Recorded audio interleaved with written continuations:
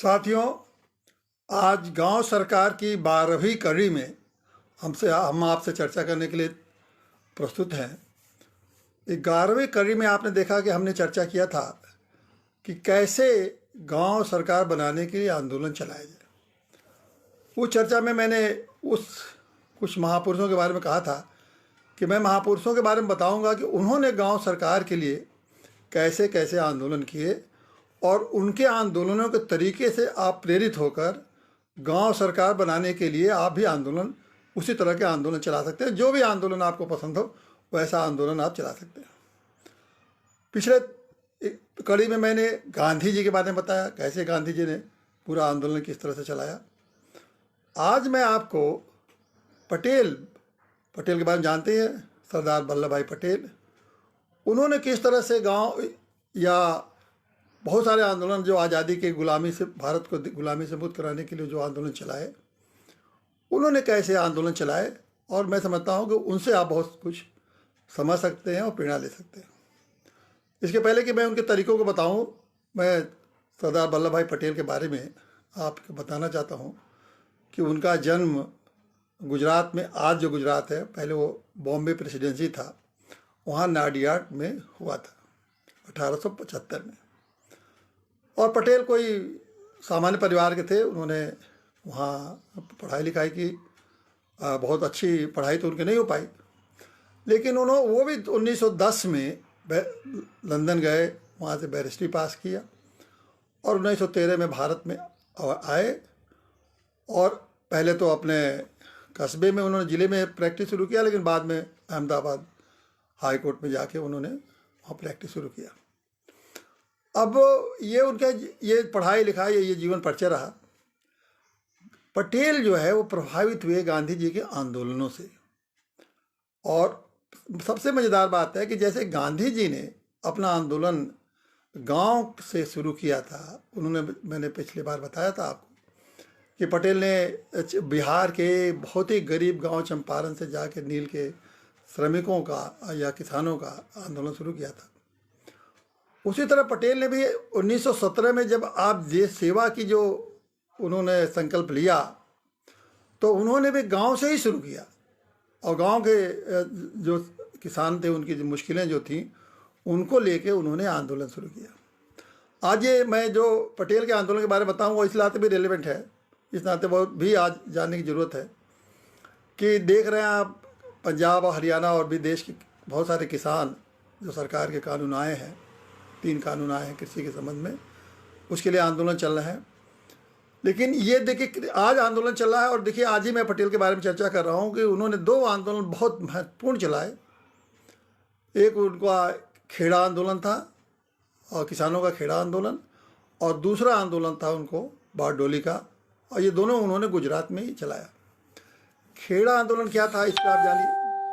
खेड़ा आंदोलन में पटेल ने, गुजरात में एक जगह है खेड़ा जिला, वहाँ हुआ था क्या कि 1915-16 में वहाँ स्थिति ये हो गई थी कि वहाँ सूखा आया, बाढ़ आया, और उस सूखे बाढ़ के नाते ये नियम ये था कि अगर फसल किसानों के नुकसान हो जाए तो सरकार की दायित्व होता था कि उस साल कर की वसूली या लगान की वसूली नहीं करते थे, ये नियम था। और आप ये बहुत दिनों से ये सरकार का नियम चलता आ रहा था, अंग्रेजों के ज़माने में था, आज तो है ही है कि जब बाढ़, सूखा या और भी फसल नुकसान हो जाए तो उस समय लगान की वसूली नहीं की जाती थी। अब वहाँ खेड़ा में क्या हुआ कि किसानों की फसल बहुत बर्बाद हो गई थी, लेकिन वसूली उन्होंने रोका नहीं। तो किसानों के इस परेशानी को देख के वो पटेल ने सोचा कि, गांधी जी ने कहा कि भाई पटेल और भी कांग्रेस के लोग समझते कि कांग्रेस के तो सक्रिय थे, तो पटेल को इस काम के लिए लगाया गया। और वो गांधी जी ने आह्वान किया कि जो लोग भी इस तरह से सत्याग्रह करना में आना चाहते हैं और समस्याओं के लिए, किसानों की समस्याओं के लिए आंदोलन करना चाहते हैं, वो लोग आए। और उस आह्वान पर पटेल भी गांधी जी के साथ जुड़ गए और उन्होंने शुरुआत की खेड़ा से अपना आंदोलन किसानों का। अब बहुत ही सुंदर तरीके से उन्होंने किसानों को प्रभावित किया। देखिए, पटेल ने खेड़ा गए और खेड़ा में उन्होंने पहले कहा कि भाई ये किसानों के सम्मान की बात उठाई। उन्होंने कहा कि ये कानून जब है कि जब फसल नुकसान हो जाती है और उसके बाद फसल नुकसान होने के बाद भी अगर उसकी वसूली की जाती है लगान की, तो ये तो गलत बात है, ये तो किसानों के सम्मान के खिलाफ बात है। तो उन्होंने किसानों को इतना जागृत किया कि किसानों से कहा कि देखिए ये सम्मान की बात है और आप इस सम्मान की अगर नहीं लड़ेंगे तो फिर वो आपके लिए कौन लड़ेगा। तो उन्होंने घूम घूम के किसानों को सम्मान को जगाया और उनसे कहा कि आप शपथ पत्र एक सबसे बनवाने लगे कि इस शपथ पत्र में आप दस्तखत करो कि हमें कितनी भी सरकार परेशान करेगी हम लगान नहीं देंगे। सरकार के पर जानते ही आप लगान वसूलेंगे, सरकार क्या क्या करती है कि पहले तो वो पशुओं को ले आके बंद कर देती है, फिर आपकी भूमि को कुर्क कर देती है, फसल को कुर्क कर देती है, फिर इसके बाद भी नहीं कर दिया जाता है तो उस व्यक्ति को ले जाके जेल में बंद करती है। तो पटेल ने उनको समझाया कि आपको कितनी भी परेशानी उठाना पड़े, कितनी भी तकलीफ़ें उठानी पड़े, आप लोग शपथ कर लीजिए कि आप लोग अपने सम्मान के लिए लगान नहीं देंगे। उसी दौर में क्या हुआ कि एक मोहन पांड्या थे उस क्षेत्र के। सरकार उस ज़माने में ये करती थी कि अगर आपकी फसल को कुर्क कर लिया, पूरी की पूरी फसल, खेत में फसल है लेकिन सरकार कुर्क कर देती थी, यानी कि उसको आप छू नहीं सकते, उसको काट नहीं सकते हैं, उसको उपयोग नहीं कर सकते हैं। तो मोहन पांड्या क्षेत्रीय नेता थे, उन्होंने जाके अपना प्याज का लगाया था, प्याज उखाड़ लाया तो उनके खिलाफ मुकदमा चला। उन्हीं ने, उनके लोगों ने, तमाम लोगों ने, जो लोगों ने प्याज उनके साथ गए थे प्याज को उखाड़ने के लिए, उन सब के खिलाफ मुकदमा चला। और उस मुकदमे का प्रभाव ये हुआ कि वो लोग बिल्कुल तब भी नहीं माने और इस तरह से जिसके जिसके भी सरकार ने मुकदमा चलाया कोई भी पीछे नहीं हटा और अंत में सरकार को झुकना पड़ा। ये तो सरकार ने कहा कि भाई ठीक है, हम लगान नहीं वसूलेंगे और ये पटेल की एक सबसे बड़ी विजय थी।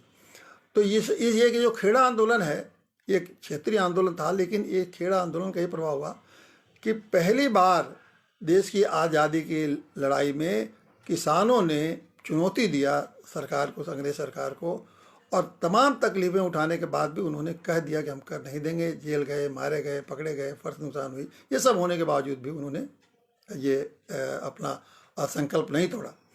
तो ये पटेल के आंदोलन का ये तरीका देखिए कैसे उन्होंने लोगों को उत्साहित किया, प्रोत्साहित किया, और इस तरह से पटेल ने इस एक आंदोलन को साकार किया और उसका प्रभाव ये हुआ कि देश भर में पटेल को इस आंदोलन की प्रशंसा होने लगी। ये तो 1918 की बात है। उसके बाद पटेल ने जो सबसे बड़ा आंदोलन किसानों का किया वो बारडोली का आंदोलन था और बारडोली में के सरदार के रूप में पटेल विख्यात भी हुए और पूरे देश में नहीं पूरी दुनिया में बारडोली में जो आंदोलन उन्होंने चलवाया उससे वो उनको बहुत प्रशंसा और प्रतिष्ठा मिली। अब ये बारडोली का आंदोलन क्या था ये मैं आपको बताना चाहता हूँ कि बारडोली में 1900 जैसे यहाँ खेड़ा में फसलें नुकसान हुई थी, उसी तरह बारडोली भी एक तालुका है गुजरात का, और गुजरात में उस तालुके में, पूरे तालुके में फसल नुकसान हो गई थी। तालुके में इसी तरह से सूखा पड़ गया था, सब तमाम बर्बादी हुई थी फसलों की। तो उन्होंने यही किया कि पटेल ने वहाँ जाके, लोगों ने बुलाया वहाँ के किसानों ने, पटेल से कहा कि आप हमारे यहाँ आइए और जैसे आपने खेड़ा में आंदोलन चलाया था वैसा ही आंदोलन यहाँ भी चलाइए। पटेल को, लेकिन पटेल ने कहा कि ठीक है, खेड़ा में मैंने आंदोलन चलाया था लेकिन यहाँ मैं तभी आऊँगा जब आप लोग ये हमको वादा करिए कि जो कुछ भी उसके परिणाम होंगे, आपको जो भी जातियाँ सरकार आपके साथ करेगी उसको आपको सहना पड़ेगा, आपको झेलना पड़ेगा। लोगों ने कहा कि हम लोग तैयार हैं। फिर उनके इस आश्वासन के बाद पटेल बारडोली गए और बारडोली में देखिए कितना योजनाबद्ध तरीके से एक उन्होंने आंदोलन चलाया। ये हम सबको जानने की ज़रूरत है, जो कोई भी नौजवान या जो लोग चाहते हैं कि आंदोलन को आगे बढ़ाया जाए किसी मुद्दे को लेके, किसी खास मांग को लेके, तो उन्हें इस बात को समझना चाहिए और सीखना चाहिए। अब उन्होंने आंदोलन को कैसे चलाया?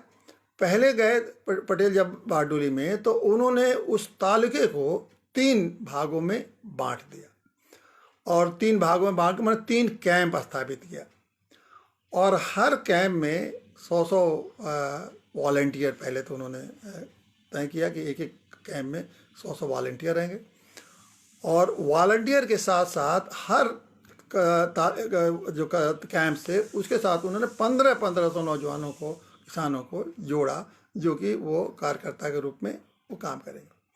तो ये 3 कैंप हुए और हर कैंप के साथ 1500 लोग इनको जोड़ा, और इनको काम क्या दिया कि पहले तो ये पंपलेट छापेंगे, पंपलेट गांव-गांव किसानों को बताएंगे कि किसानों को क्या करना है, किसानों के साथ क्या जाति हो रही है, किसानों का क्या हक है, किसानों का क्या अधिकार है। और ये 100 वॉलंटियर और एक कैंप में 1500 जो कार्यकर्ता थे, सब मिल के गाँव-गाँव जाके उन्होंने कहा कि आप इनको समझाइए, बताइए। तो ये घर घर जाके लोगों को समझाया, इन्होंने भाषणें की, गाने बजाने के माध्यम से लोगों को बात बताई। जितने भी तरीके होते हैं, रहीम के, कबीर के, तमाम दोहे उन्होंने सुना के अपने सरकार के अत्याचार के खिलाफ, उत्पीड़न के खिलाफ लोगों में जागृत किया। ये सब जागृति है।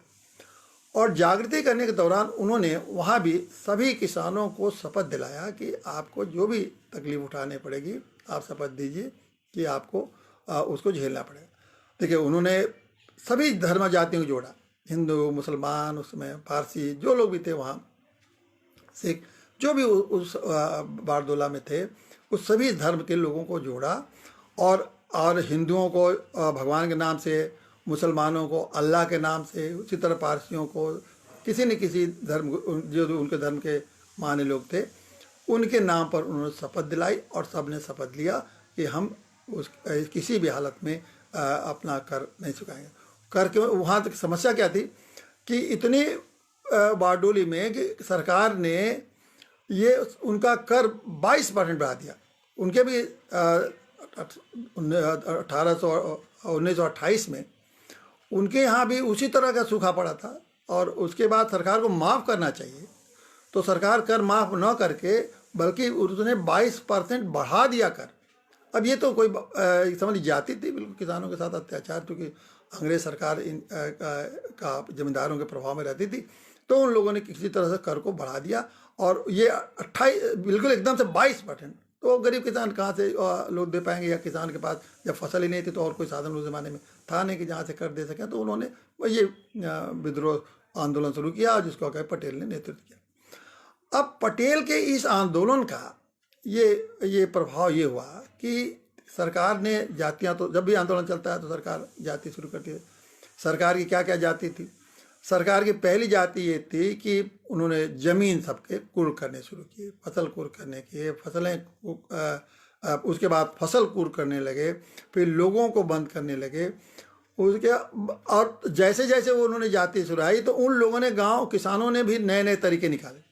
अब जैसे किसी ज़मीन को उन्होंने कुर्क कर दिया, तो कुर्क करने गए सरकारी कर्मचारी गए, तो पूरे के पूरे गाँव के लोग में एकता थी, इतनी उन्होंने पटेल ने पैदा कर दी, या कार्यकर्ताओं ने इतनी एकता पैदा कर दी कि पूरे के पूरे गांव के लोग गांव ही छोड़ के बाहर चले गए। तो जब गांव में कोई रहेगा नहीं तो कहाँ से आपको गवाह मिलेंगे, कौन लोग मिलेंगे जिसके सामने आप ये कह सकें कि मैं इनके खेत को कुर्क कर रहा हूँ? तो उनकी कुर्की बिल्कुल समझ लीजिए कि कुर्की एक तरह से बंद, कुर्की कर ही नहीं पाते थे। उसके बाद सरकार ने जब नीलाम की कोशिश की कि हम इन फसलों को नीलाम करेंगे, खेतों को नीलाम करेंगे, तो कोई नीलाम और लेने को तक तैयार नहीं था। किसी फसल को नीलाम तक लेने को नहीं था, कोई खेत की नीलामी होती थी उसको लेने के लिए लोग तैयार नहीं होते थे। तो ना इस तरह से बिल्कुल सरकार को लगा कि ये तो हमारे, ये किसी भी हालत में हम इनके को भी कदम उठाएंगे। जब वो झुक ही नहीं रहे हैं, वो डर ही नहीं रहे हैं, तो ये तो हम कोई भी हम कदम उठाएंगे उसका कोई प्रभाव नहीं होगा। और ये पटेल ने कैसे किया? देखिए, इस पूरे आंदोलन से ये समझने की बात है कि पटेल ने पहले लोगों में एकता, सभी जातियों धर्म में लोगों में एकता पैदा की। फिर उन्होंने बड़े संगठित तरीके से कार्यकर्ताओं को तैयार किया।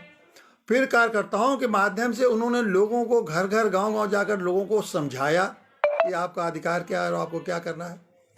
उसके बाद उन्होंने उन्हें अंदर ये ताकत पैदा की कि किसी भी हालत में सरकार से आपको डरना नहीं है, कितनी भी तकलीफें आप सरकार आपको दे, आपको झुकना नहीं है। तो ये सारे लोगों ने, जब पटेल ने लोगों में इतना प्रेरणा पैदा कर दी, इतना हिम्मत पैदा कर दी, इतना साहस पैदा कर दी कि सब अपने संकल्प पर टिके रहे। अंत में सरकार को, उस समय ब्रिटिश सरकार को एक कमेटी बनानी पड़ी, और वो कमेटी जाके अपने ने रिपोर्ट दी और रिपोर्ट में कमेटी ने ये कहा कि ये जो 22% टैक्स बढ़ाया गया गलत है। उन्होंने उसको घटा के 6% टैक्स कर दिया। तो ये बहुत महत्वपूर्ण बात इसलिए है कि किसानों के इस आंदोलन के प्रभाव से सरकार को झुकना पड़ा और सरकार ने किसानों की बात को माननी पड़ी। अब देखिए, एक आंदोलन पटेल ने किया 1918 में, दूसरा आंदोलन किया 1930 में, और ये किसानों की ताकत थी। कोई उसमें इसमें कोई अहिंसा किसी किसानों ने बिल्कुल अहिंसा या हिंसा नहीं की थी, बिल्कुल अहिंसात्मक आंदोलन था, उनका संकल्प था और उस संकल्प पर डटे रहे, तकलीफ झेलते रहे और सरकार को झेलना पड़ा।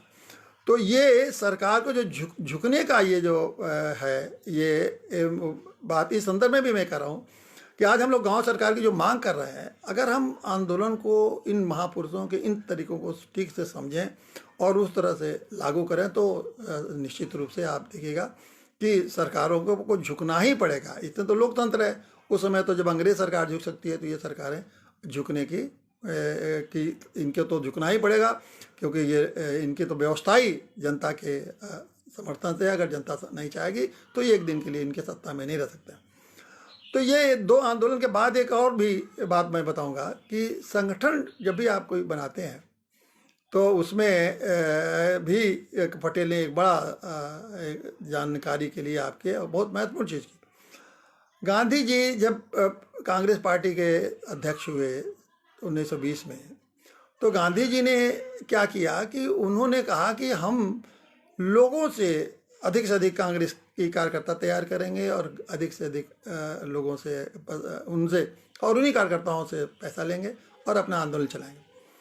गांधी जी और पटेल इन दोनों ने मिल के, आपको उस समय आप समझ लीजिए कि 1920 के और उस समय की बात मैं बता रहा हूँ, इन लोगों ने उसमें गांधी ने 54 के कार्यकर्ता शुरू किए। 54 मतलब 4 आना पैसा पर कांग्रेस के आप कार्यकर्ता बनिए।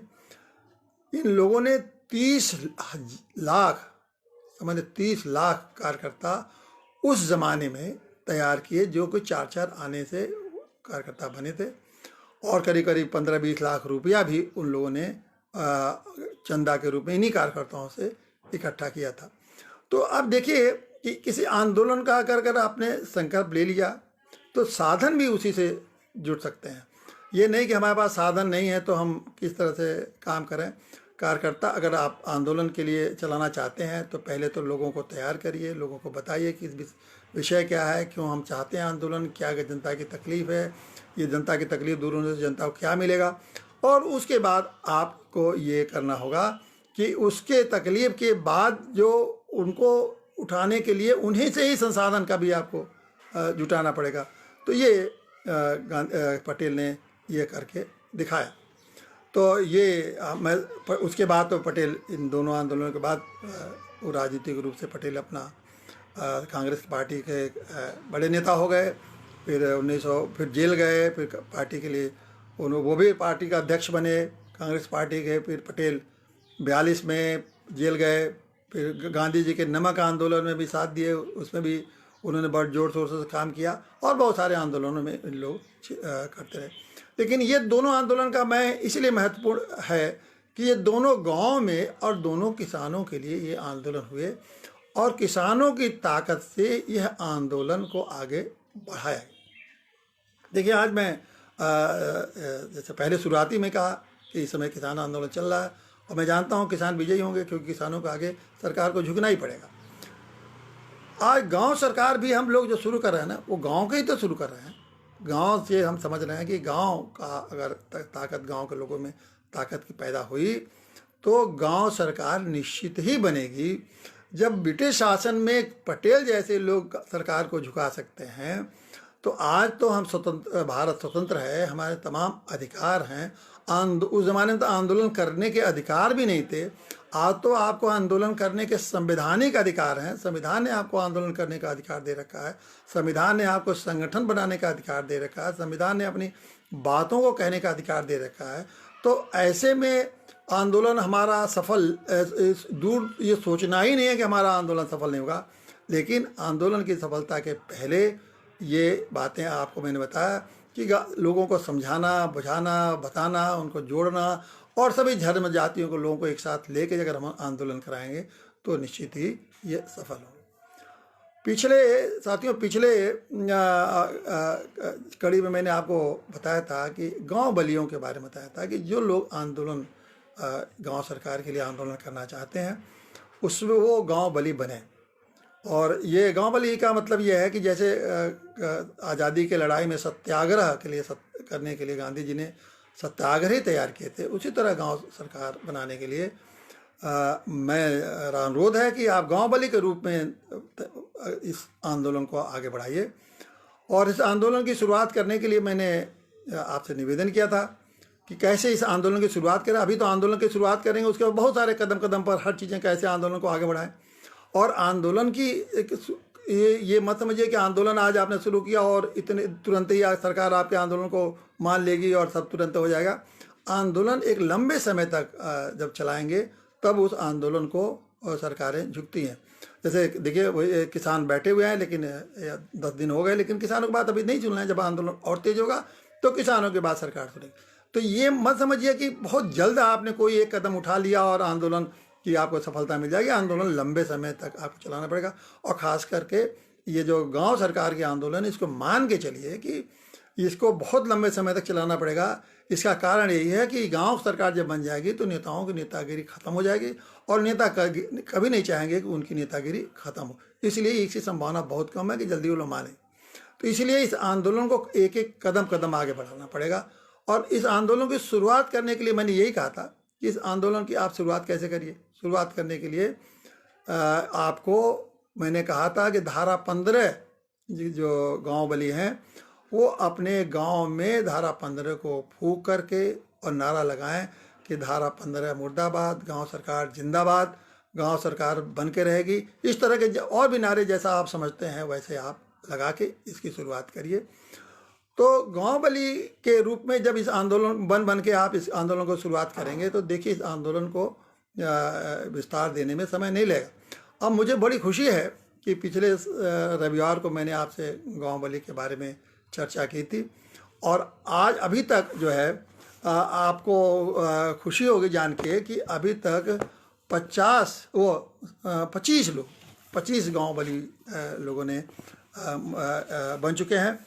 और मैंने कहा था कि अब जो गांव बली बनना चाहते हैं वो अपना हमारे व्हाट्सएप नंबर पर 9415002296 पर अपना नाम और किस गांव के वो गांव बली बनना चाहते हैं और अपना एक फ़ोटो भेज दें। तो 25 लोगों ने गांव बली बनने का हमारे पास भेजा है। और सबसे पहले बेचू यादव जो सुखमदत्त आजमगढ़ के रहने वाले हैं उन्होंने अपना नाम भेजा और वो पहले गांव बली नंबर 1 बने। अब मैं आपको बताना चाहूँगा कि उन गांव बलियों का नाम जो अभी तक गांव बली बन चुके हैं और जिनको अब आंदोलन को शुरुआत करनी है। पहले ये तो बेचू यादव गांव बली 1, यशवंत राणा गांव बली 2, ये हैं बबेरू बादा के, विजेंद्र कुमार मिश्रा हैं गोंडा के गांव बली 3, राम कुमार यादव हैं फरीदपुर आजमगढ़ के गांव बली 4, गांव बली 5 हैं अजय यादव, ये सफरुद्दीनपुर के हैं, ये भी आजमगढ़ के हैं। गांव बली 6 हैं दीपक राणा, ये पूठ खास रोरा रोड मेरठ के हैं। पीयूष कुमार गांव बली 7 हैं, ये अंबेडकर नगर के हैं, ये लाला करौदी ग्राम के रहने वाले हैं। पुष्पेन चौधरी गढ़मुक्तेश्वर लोड़ी के हैं, हापुड़ जिले के रहने वाले हैं, ये गांव बली 8 हैं। कमलेश कुमार हैं नारहन खास के, ये गांव बली 9 हैं। प्रदीप यादव हैं बेलसर के आजमगढ़ के, गांव बली 10 हैं। श्रवण यादव हैं ग्राम मांगेपुर बरलाला के बलुआ के, ये हैं गांव बली 11, सब आजमगढ़ के हैं। इमरान हुसैन हैं, ये रामपुर के हैं जालीफन गला के, और ये गांव बली 12 हैं। विवेक कुशवाहा हैं, ये गांव बली नगवा के हैं, ये गाजीपुर ज़िले के हैं। ये सूरज पाल हैं ग्राम घटवा बोझ के शाहजहाँपुर के हैं। दुर्गविजय यादव हैं ये ग्राम सुखनंदनपुर के हैं, सुखनंदन दत्त के हैं, आजमगढ़ के। शोभिन प्रसाद हैं, ये भी सुखम दत्त गांव के हैं, ये भी आजमगढ़ के हैं, गांव बलीसोरा हैं। ये शिवशरण चौहान भरौली के ग्राम के हैं, ये भी आजमगढ़ के हैं, गांव बली 17 हैं। धर्मेंद्र यादव गांव बली 18 हैं, ये फरीदपुर आजमगढ़ के हैं। कमलेश यादव गांव बली 19 हैं, ये भी सुखम दत्त के हैं। ये भी बजरंगी यादव हैं, गांव बली 20 हैं। ये बमरौली के हैं, आजमगढ़ के हैं। राजेंद्र यादव हैं, ग्राम तरौका के। ऋषि तिवारी हैं, ये मिठापुर के हैं, ये सब आजमगढ़ के हैं। गांव बली 13 हैं। अवधेश यादव, ये ग्राम दाम महुला के हैं, आजमगढ़ के हैं। और जीत बहादुर यादव गांव बली 24, ये भी हैं आजमगढ़ के। तो इस तरह से आप देखें कि लोग हफ्ते भर में 25 गांव बली बन गए। और इन लोगों को मेरा ये इन लोगों से ही कहना है कि आप एक ग्रुप भी बन गया है गांव बली, व्हाट्सएप पे मैंने ग्रुप बना लिया है और सभी गांव बलियों का उसमें जुड़े हुए हैं। और जो भी कार्यक्रम गांव सरकार बनाने के लिए जो भी आंदोलन चलाए जाएंगे उस ग्रुप में आप डाल सकते हैं। और जो लोग भी गांव बली बनेंगे उस गांव बली व्हाट्सएप ग्रुप में जुड़ते चले जाएंगे। और ताकि एक कार्यक्रम कोई करेगा तो उस व्हाट्सएप ग्रुप में सबको उस कार्यक्रम के बारे में जानकारी होती जाएगी, कौन क्या कार्यक्रम कर रहा है। और इस तरह से इस आंदोलन को हम एक दूसरे को जानेंगे कि हम क्या आंदोलन कर रहे हैं। तो जितना जल्दी पहले तो यही चाहेंगे सभी गांव वालियों से कि हर गांव में धारा 15 को आप फूंक कर, नारे लगाकर आप शुरुआत करिए। और जब शुरुआत हो जाए तो फिर अपने ढंग से गांव सरकार के बारे में बताइए। और गांव सरकार के बताने के बारे में मैंने पहले ही सारे आपने जो वीडियोज़ आपने देख रहे हैं, जो मैंने लाइव फेसबुक पर दे रहे हैं, करीब 12 वहाँ में हम बात कर रहे हैं, सब बातें उसमें कही गई हैं। इसका यूट्यूब भी है, गांव सरकार के नाम से यूट्यूब भी है, उसमें भी जाके देख सकते हैं। तो आपको क्या बताना है ये, इसके लिए अलग से कोई आपको अध्ययन नहीं करने की जरूरत है, वो पहले ही से यहाँ आपके पास है, उसको सुन के बता सकते हैं। और इस तरह से एक शुरुआत के बाद हम और भी आंदोलनों के बारे में आपसे बताएंगे कि कैसे हम आंदोलन को बढ़ा सकते हैं। महापुरुषों के आंदोलन से आप स्वतः प्रेरित हो सकते हैं, किस तरह आंदोलन बनाएं। तो इस संकल्प के साथ कि हम गांव बली, अधिक से अधिक लोग गांव बली बने, अधिक से अधिक गांव बली बन के अधिक से अधिक हम अपने कार्यक्रम को अगर साहस और उत्साह के साथ और संकल्प के साथ और सबको लेके, सबको जोड़ के इसको आगे बढ़ाएंगे तो निश्चित रूप से गांव सरकार का जो हम लोग का ये संकल्प है वो पूरा होगा। और ये जान लीजिए किसी भी सरकार की अब लोकतंत्र में हैसियत नहीं रह गई है कि गांव के लोगों की बात को टाल सकते हैं। एक हमारे मित्र ने ये पूछा कि आप गांव बली नाम क्यों दिया आपने, तो मैं बता रहा हूँ गांव बली का, देखिए हम गांव को बली बनाना चाहते हैं। गांव बली का मतलब गांव को बली, मतलब गांव बलवान हो। गांव बलवान कैसे होगा? जब उसको संविधान ने जो अधिकार दिया है उसका उपयोग करने का, अपने ढंग से गांव चलाने का और अपने ढंग से व्यवस्था चलाने का अधिकार मिलेगा, तभी तो वो बली माने जाएंगे। अभी तो बिल्कुल गुलाम है। बार बार मैं दोहराता हूँ कि देश तो आ जाते हैं लेकिन गांव गुलाम है। तो गांव बली का मतलब ये गांव बली लोग गांव को बली बनाएंगे और गांव को बली बनाने में जितनी भी तकलीफें उठानी पड़े, जितनी भी परेशानी उठानी पड़े उठाएंगे। एक बार गांव बली बन जाएगा तो मैं बाहर कहता हूँ कि गांव स्वर्ग बन जाएगा। इसको आप विश्वास करिए। धन्यवाद साथियों।